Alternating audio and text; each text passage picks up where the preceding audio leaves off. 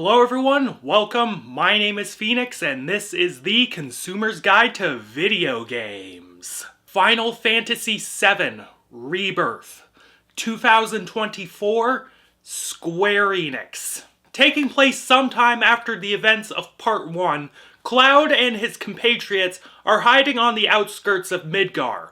However, the group must get moving, as Sephiroth is still looming, and the Shinra Electric Power Company is still hunting them down. Traveling across different cities and nations, Cloud and his friends must find a way to stop Sephiroth and Shinra before it is too late.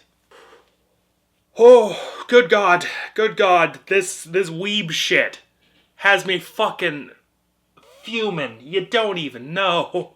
Oh my god, what a frustrating experience this particular entry was. There's nothing really new to report in terms of gameplay, as it is more or less the same as the last one. Having not played part 1 of this remake in a few years, I was essentially relearning the game. And in relearning it, I gained some appreciation for it, especially in terms of the combat mechanics. There's something incredibly fun and challenging about this blend of turn-based and real-time mechanics. Every character you play as has different strengths and weaknesses, and building an optimal party can be quite fun. Even when they lock you out of changing your party, you can still achieve momentum with who they give you. I think the difference in gameplay this time around is that it is a little more open. You get a few sandboxes to roam around in, all of them being occupied by towers to climb and enemies to fight. There are quite a few side quests in this game that give you the opportunity to interact with the denizens of the world and get goodies in exchange for helping them. There are also lots of mini-games to get access to throughout. You can play a card game called Queen's Gambit. You can play soccer with Red 13. You can do target practice, so on and so on. If you fully commit to doing all the side stuff, you could get tons of hours out of this game. But this is where the biggest problem with the game comes. The sheer level of fucking padding in this game is astounding. There are so many sections of the game that add nothing to the experience and drag everything to a screeching halt. Forcing me to play the goddamn card game on a cruise ship isn't fun. Doing menial chores on a resort is just boring. Fucking dicking about at a theme park is also really boring. The only fun part of the theme park was the chicken racing. That shit's dope, and I wish there was a whole fucking video game centered on racing those giant chickens. This not only affects the gameplay, but the writing. The padded elements of the gameplay slowed the story's pace to such glacial fucking speeds. Having to do all this fucking nonsense in order to progress the story is so mind-numbing. Like, get to the fucking point, please and thank you. I don't want to do the card game on the cruise ship or dick around at a theme park.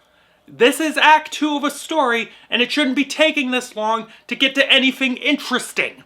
Oh my god, you're gonna hate me for what I'm about to say next. But I'm really hoping that when I get to the original Final Fantasy VII one day, because I haven't played it, like, kill me for that, you know, in the comments. But, like, I'm hoping when I play that game, this story will go by in a much more brisk way, you know? But sadly, it's not like what you're suffering through the padding for is all that great. It is high grade, like weapons grade weeb cringe. And while the cast are trying with this, a decent cast can't save something that is broken at its core. Oh my god. The overwriting in this game is absolutely god-awful. And everyone in this game doesn't speak naturally or organically. The tone is just all over the place, with characters acting like fucking children even though they're adults, and stopping a fairly serious story for something that should be in an entirely different fucking work, you know? The first time you're in the resort fighting that fucking professor from the evil corporation, that was only worth it to get Tifa in a fucking bikini. Like, otherwise, it was dumb as fucking balls. It's a shame too, because when the script can scrape together a consistent tone, I am quite enamored by the good ideas it presents. The world of Final Fantasy is really cool, and the environmentalist, spiritualist angle the story takes is something I should be in love with. Further, when characters aren't being giga fucking cringe, they had some decent arcs to them. I legitimately thought the relationship dynamic between Cloud and Aerith was quite cute, and I could understand how Aerith's iconic death could be so affecting to people. One thing that has remained consistently good across these games is the visuals. The graphics in these games run on Unreal Engine 4, and both of them really push that engine to its max. Character models retain an anime style to them, but are super realistic.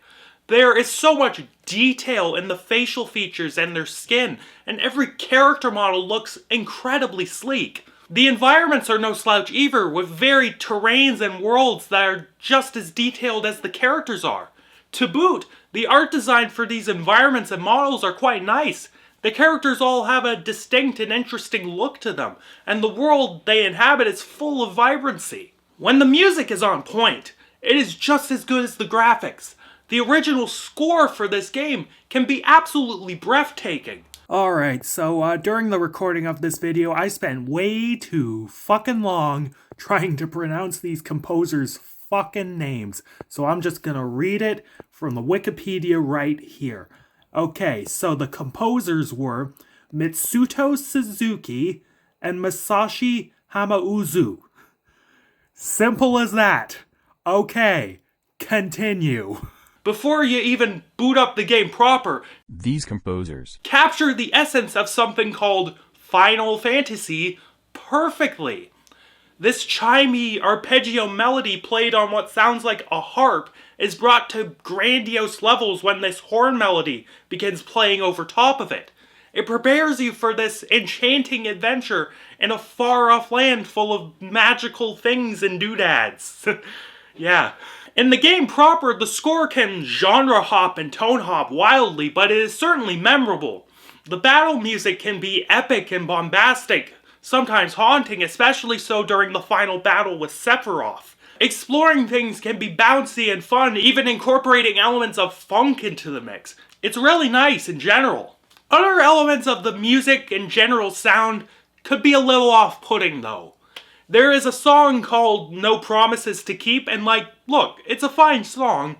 When it plays during the credits, it's a very pleasant way to end this portion of the story. My problem though is that playing into the weeb cringe and horrible padding, No Promises to Keep is a legit musical number in the story.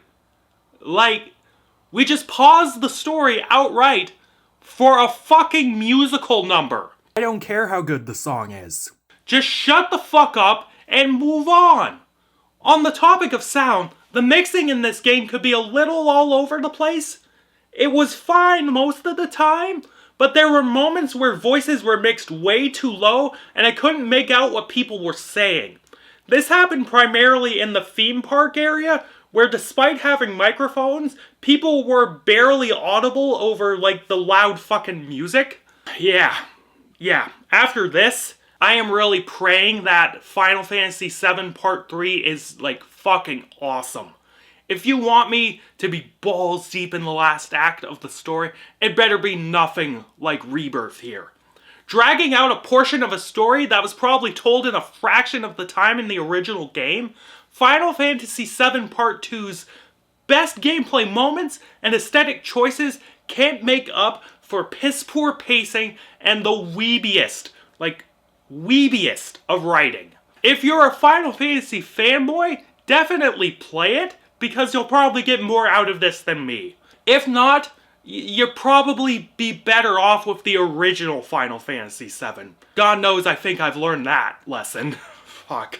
Okay, so I kinda got a little wishy-washy at the end of this video with the score I was giving this game, but after deliberation, I'm gonna give this game a 5.5 out of 10, because even with the best elements of this game, it's still fucking padded weeb nonsense. And I'm just hoping Part 3 is good. I'm hoping Part 3 is fucking great. Catch you later, guys!